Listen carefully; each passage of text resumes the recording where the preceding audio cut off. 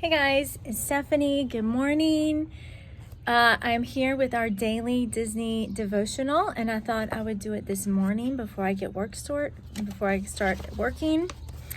Today is number 11, which is the many adventures of Winnie the Pooh. Now, I've only been on this ride one time when my teenage son was 3, and it terrified him because there was a rainstorm and thunder in it, and so we never went back on it. So we'll have to do this one again with our newest little addition when we take him.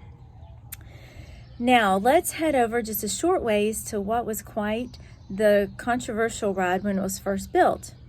Do you know why? When this ride opened in 1999, many people were upset. I did not know this.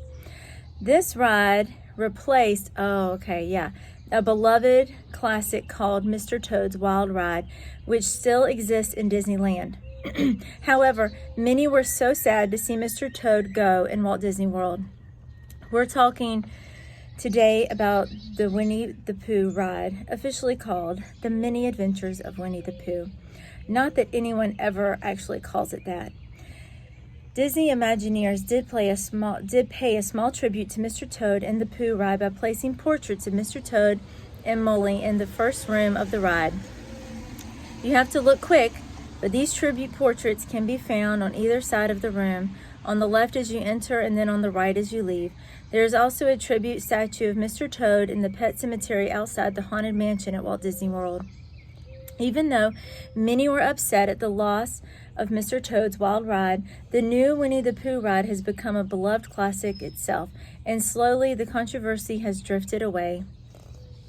Kids of all ages love the creativity of the scenes in the ride, especially the bouncing scene with Tigger, where your ride vehicle literally bounces up and down several times. Expect to find a long wait with this ride during peak times, although the fairly new interactive queue is a lot of fun as well. So what do you know about this character Pooh?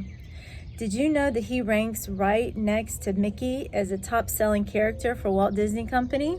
I did not know that. Pooh is famous for many things, but probably most well known for his love of honey. In fact, it has been confirmed that as you exit the ride, there is a distinct scent of honey in the air. As you enter the gift shop, it is pumped through the AC vents. See if you can smell it the next time. If you ever watched a Winnie the Pooh movie or even paid attention during the ride, it's pretty obvious that Pooh will do anything to get his hands on a pot of honey, including getting himself in trouble sometimes. He just can't control his desire for that delicious stuff. It's his number one love. What about you? What's your number one love?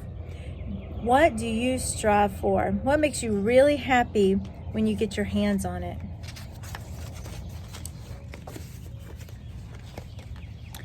How about these questions?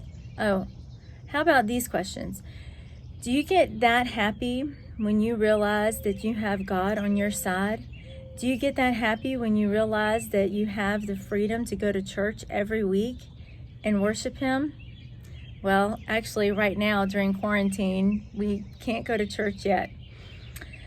Do you get that happy when you remember that He possesses the written word, a book that was literally inspired by God Himself? Does serving God make you happy, or is it just another thing in life that you have to do? Is it important to you, but you still put other things ahead of it because they make you happier? Here are some facts.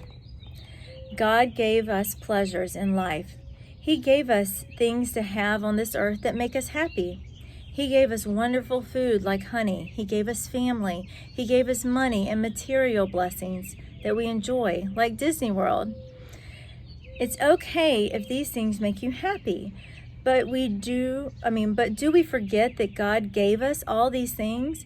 Do we forget to thank Him for making us happy? Do we forget to put Him before those things? Matthew 6:33 tells us to put God first. He should be our first love. He should be what honey is to Pooh.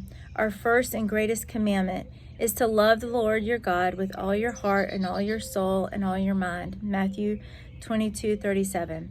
If we do that and put Him first in all we do, everything else will fall into place and we will be truly happy. So what is your honey? What do you love the most? Is it God? I hope so.